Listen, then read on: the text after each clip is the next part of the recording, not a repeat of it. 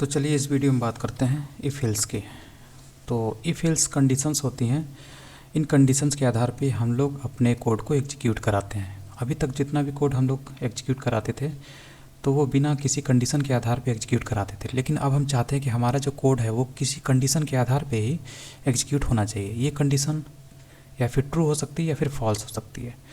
तो इन्हीं कंडीशन के आधार पर जब हम चाहते हैं कि हमारा कोड एग्जीक्यूट हो तो हम अपने कोड को उन कंडीशन वाले जो ब्लॉक होते हैं उसमें रख देते हैं, और इन्हीं कंडीशनल जो ब्लॉक होते हैं इनको बोलते हैं इफ़ या एल्स या एलिफ। ठीक है। और जो कंडीशन होती है उनको इस टाइप में लिखा जाता है, जैसे ए इक्वल्स टू बी। ठीक, तो इसको पढ़ते हैं इक्वल्स, तो इस तरीके से लिखा जाता है। नॉट इक्वल्स ऐसे लिखा जाता है। Less than a is less than b ऐसे लिखा जाता है। लेस दैन और equal to a less than b और इक्वल टू ऐसे लिखा जाता है। ठीक है, तो ये कंडीशन बनाने के लिए होती हैं। दो के बीच में कंपेयर जब करते हैं तो इनका आंसर क्या मिलता है, ट्रू या फॉल्स मिलेगा, और यही कंडीशन बनाती है। तो इसको, ये कंडीशनल जो स्टेटमेंट होते हैं इन्हीं को हम बोलते हैं इफ़ या एलिफ या एल्स। ठीक है, तो इसका इस्तेमाल तब किया जाता है जब हम लोग किसी कोड को एग्जीक्यूट कराना चाहते हैं किसी शर्त के आधार पे। ट्रू होने पर या फॉल्स होने पर हम कोड एग्जीक्यूट कराना चाहते हैं। जैसे यहाँ पर हम लोग ने कंडीशन लगाई कि ये condition b is greater than, जब बी ए से बड़ा हो तभी एक कोड एग्जीक्यूट होना चाहिए। तो ये इफ़ यही काम करता है। ठीक है, तो यहाँ पर हमें क्या मिलेगा, बी की वैल्यू ए से ज़्यादा मिलेगी। ठीक है, बी 200 है, ए 33 है, यानी कि ये कंडीशन क्या हो जाएगी, ट्रू हो जाती है। जब ट्रू हो जाती है तो कॉलन के बाद जो कि इफ़ ब्लॉक की बॉडी होती है, ठीक है, वो मिनिमम एक इंडेंटेशन लेवल पे होनी चाहिए। मतलब यहाँ जो वाइट स्पेस होता है, पी के पहले जो वाइट स्पेस दिख रहा है खाली जगह, इसको इंडेंटेशन बोलते हैं। ये कम से कम एक स्पेस पे होना चाहिए with respect to this if जो है उसके हिसाब से एक इंडेंटेशन लेवल पे होना चाहिए। ठीक है, तो इंडेंटेशन पे जब लेवल पे होती है तो इसका मतलब ये जो कोड लिखा गया है ये इफ़ की बॉडी में लिखा गया है। ठीक है, तो ये तभी रन करता है जब ये कंडीशन ट्रू हो जाती है। ठीक है, और ये कॉलन आपको ध्यान में रखना है। तो इस हिसाब से ये काम करता है। अभी क्या है, ये चीज़ क्या है, ट्रू है, क्योंकि बी 200 ए 33 है। कंडीशन ट्रू हो गई। कंडीशन ट्रू होते ही हमारा कोड एग्जीक्यूट कर जाएगा, यानी इफ़ की बॉडी का जो कोड है वो एग्जीक्यूट कर जाता है। और यही चीज़ आपको यहाँ पे दिखती है। अब अगर आप इसको उल्टा कर देते हैं तो क्या होगा, ये कंडीशन फॉल्स हो जाएगी। फॉल्स होने पे ये कोड आपको स्क्रीन पर नहीं दिखेगा क्योंकि ये कोड रन ही नहीं करता है। ठीक है, तो इस तरीके से हम ये काम करते हैं। तो यहाँ पर देखिए आपको कोई भी कोड नहीं दिख रहा है। ठीक है, इसके बाद इंडेंटेशन अभी बताया, जो white space at the beginning of the line that defines the scope of the code, यानी कोड का स्कोप कितना है ये डिफाइन करने के लिए वाइट स्कोप यहाँ पे होता है। कैसे, ये चीज़ एरर दे देगी। ठीक है, क्योंकि ये कोड जो लिखा गया है वो बिना इंडेंटेशन पे लिखा गया है। ठीक है, इफ़ के हिसाब से इंडेंटेशन होना चाहिए लेकिन इसने इंडेंटेशन नहीं दिया तो इसलिए कोड एरर देगा। इसके बाद आता है एलिफ। एलिफ बोलता है कि जब आपकी पहली कंडीशन फॉल्स हो जाती है तो आप दूसरी कंडीशन भी चेक कराना चाहते हैं। ठीक है, तो आप उस कोड को, दूसरी कंडीशन वाला जो कोड है उसको एलिफ ब्लॉक में रखेंगे। ठीक, बस इतना इसका मतलब होता है। जैसे ये कंडीशन हो गई फॉल्स क्योंकि दोनों बराबर है ना कि ग्रेटर देन। ठीक है, बी ए से बड़ा नहीं है बल्कि बराबर है, ये कंडीशन फॉल्स हो गई।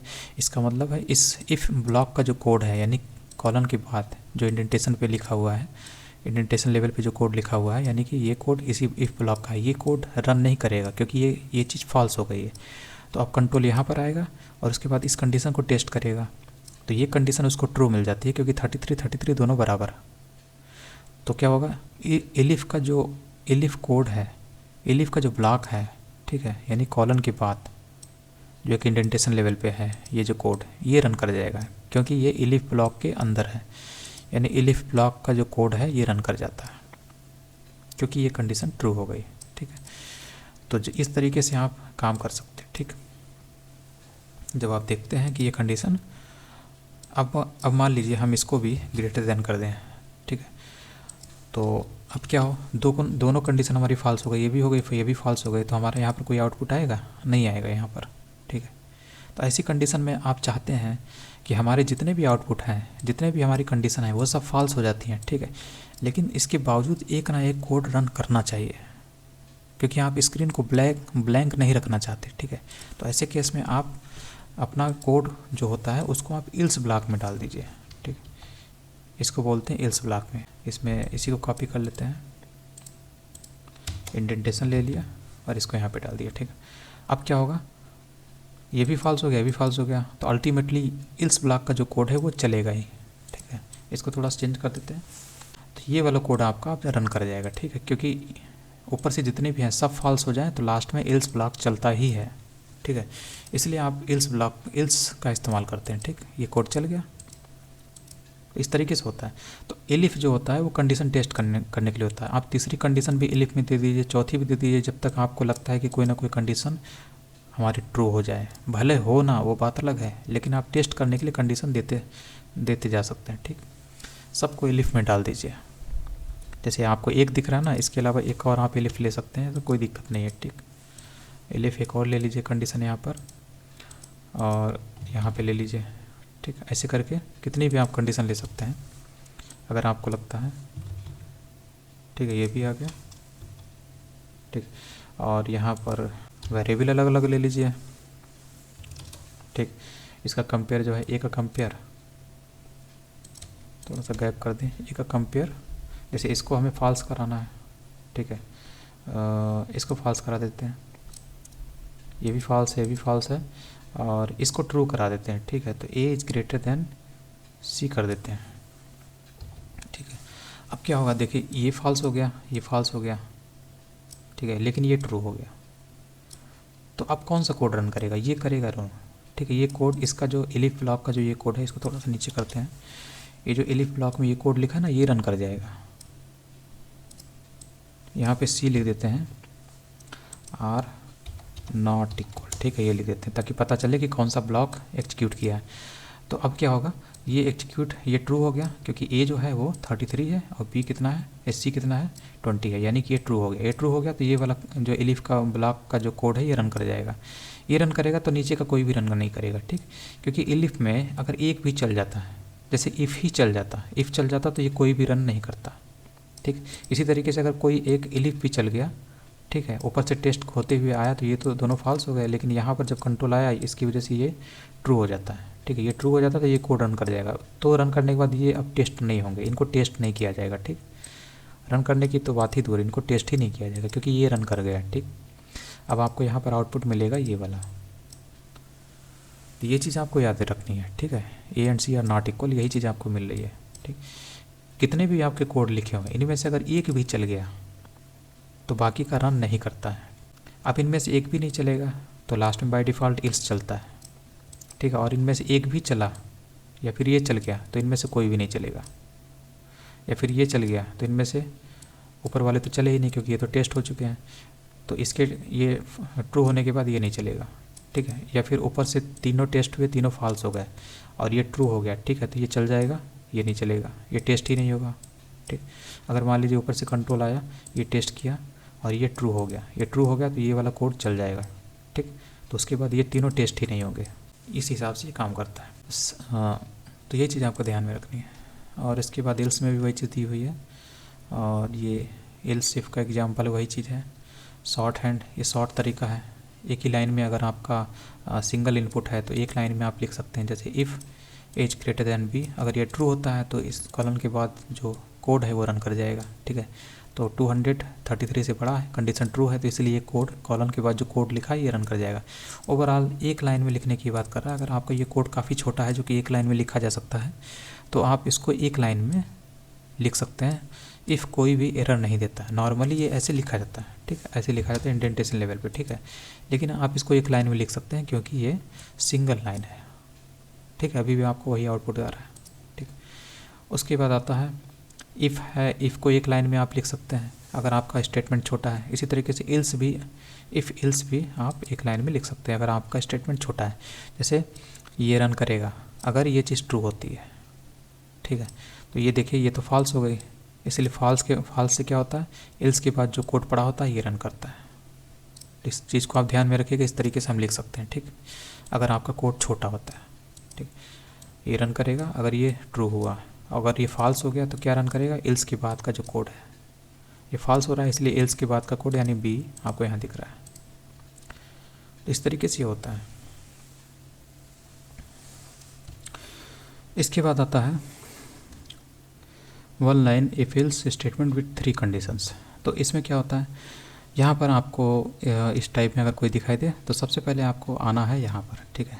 इधर से शुरू करते हैं और यहाँ पर आते हैं, इफ़ को देखते हैं, ठीक है, इफ़ और एल्स को देखते हैं।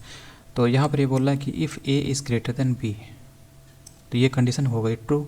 तो इफ़ के पहले का जितना भी ब्लॉक है ये रन कर जाता है, ठीक है, क्योंकि यहाँ पर दोनों बराबर है ए और बी, तो इफ़ के पहले का ब्लॉक ये रन कर जाएगा।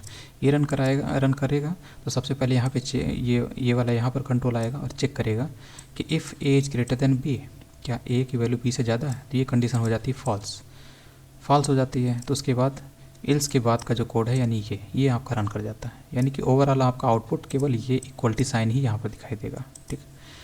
तो ये चीज़ आपको समझनी है, थोड़ा सा इसको समझ के ध्यान से चलिएगा, क्योंकि अक्सर लोगों को ये चीज़ समझ में नहीं आती है, लेकिन ऐसे ही होता है, ठीक है। तो यहाँ पर आपको अगर इस टाइप की लंबी कंडीशन दी जाती है तो यहाँ पर आपको इधर से आके देखना है कि कौन सी चीज़ है, ठीक। तो यहाँ पर इस कंडीशन को पहले देखते हैं और ये बोलता है कि इसको ये रन करेगा। अब ये रन करेगा तो इसके अंदर भी कंडीशन और स्टेटमेंट दी है, तो इनको भी चेक करना होगा, तो आपको इसलिए ये इक्वलिटी साइन यहाँ पे दिख रही है, ठीक।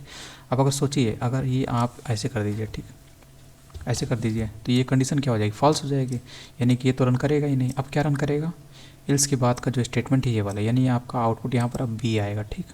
तो इस तरीके से आप कर सकते हैं इसको। आप देखेंगे यहाँ पर आपको बी दिख रहा है, ठीक है, तो इसको भी देख लीजिएगा। और ये है one line if else statement with 3 conditions. इसके बाद आता है एंड और नॉट। ये क्या होते हैं, ये भी होते हैं जो कि कंडीशन बनाने में इस्तेमाल होते हैं, जैसे कि यहाँ पे एंड है, तो एंड कब आता है, एंड में इनपुट 1 कब आता है, मतलब ट्रू कब माना जाता है। एंड ट्रू तभी देता है जब दोनों कंडीशन आपकी ट्रू होती हैं, ठीक है, तभी कंडीशन में ये आउटपुट ट्रू देता है। यानी इसका आउटपुट आपको ट्रू तभी मिलेगा, ये जो हाईलाइटेड है, जब ये भी ट्रू हो जाए और ये भी ट्रू हो जाए। तो यहाँ देखिए A is greater than B, 200 B से बड़ा है, सही बात है। सी ए से बड़ा है, 500 200 से बड़ा, ये भी सही है, यानी ये भी ट्रू है और ये भी ट्रू है। तो जब दोनों ट्रू होते हैं तभी जो एंडिंग होती है दोनों के बीच में, यानी कि इसके बीच, इसके और इसके बीच जो एंडिंग हो रही है, ये आपको क्या देगी, यानी ओवरऑल इसका आउटपुट आपको ट्रू मिलेगा, क्योंकि दोनों इनपुट इधर से और इधर से दोनों इनपुट ट्रू हैं। तो इसका आउटपुट मिलेगा ट्रू, इसीलिए इफ़ की जो ब्लॉक है उसमें जो कोड पड़ा वो रन कर जाता है, ये आपको दिखता है, ठीक है। और अगर एक भी इसमें फॉल्स हुआ तो काम गड़बड़ हो जाएगा।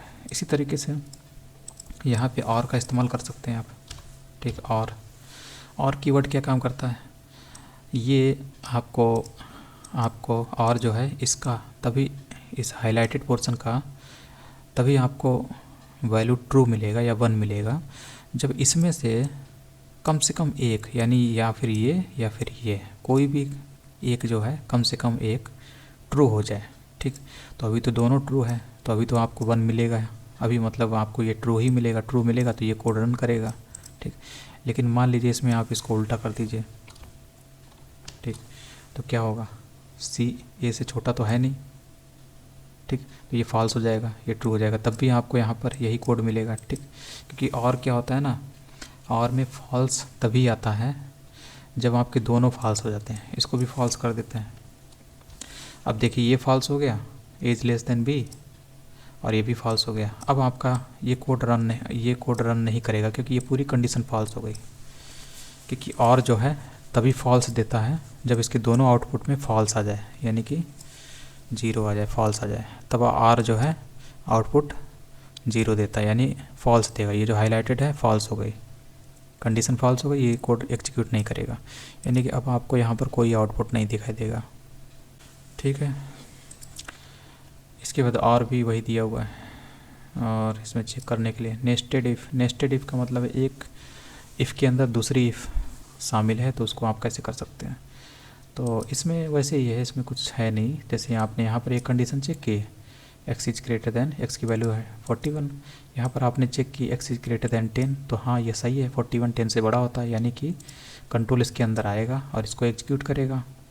कॉलन के बाद जो कोड लिखा होता है वो इफ़ की बॉडी का कोड होता है, ठीक। तो यहाँ पर आपका कंट्रोल आएगा, रन कराएगा, फिर उसके बाद कंट्रोल यहाँ पर आएगा, इसको रन कराएगा तो आपको ये ऊपर वाली लाइन दिखाई देगी। उसके बाद कंट्रोल यहाँ पर आता है, चेक करता है कि फिर से कंडीशन चेक करता है, ठीक है। इफ़ कंडीशन है तो ये कंडीशन चेक करता है, तो यहाँ पर 41 20 से बड़ा है तो ये भी ट्रू हो जाता है। तो फिर से कंट्रोल इसकी इफ़ ब्लॉक के जो इफ़ की बॉडी है इसके अंदर आता है और इसको एग्जीक्यूट कर देता है, इसलिए आपको ये वाली लाइन दिखती है, ठीक है। और ये जो इल्स है ना, ये इसी इफ़ के साथ लिया गया है, ठीक है। मतलब अगर ये कंडीशन फॉल्स होती तो आपको इल्स वाला ब्लॉक चलते हुए दिखाई देता है, क्योंकि इन दोनों का इंडेंटेशन लेवल क्या है, एक ही है, ठीक है। तो ये इफ़, ये जो इल्स है ना वो इस इफ़ के साथ नहीं है बल्कि इस इफ़ के साथ शामिल है। तो ये अगर फॉल्स होता तब ये इल्स ब्लॉक चल जाता, ठीक। जैसे अगर हम इसको फॉल्स करते हैं, इसको हम रिवर्स कर देते हैं, ठीक है। 41 इज लेस देन 20, ये फॉल्स हो गया। अब हमारा ये कोड चल जाएगा, ना कि ये वाला, ठीक है। तो आप ये देखेंगे बट नॉट एबव 20, ये आपको नीचे लिखा हुआ दिखाई देगा, बट नॉट एबव 20, ठीक है। इस तरीके से काम करता है। तो एक कंडीशन के अंदर हम दूसरी कंडीशन डाल सकते हैं।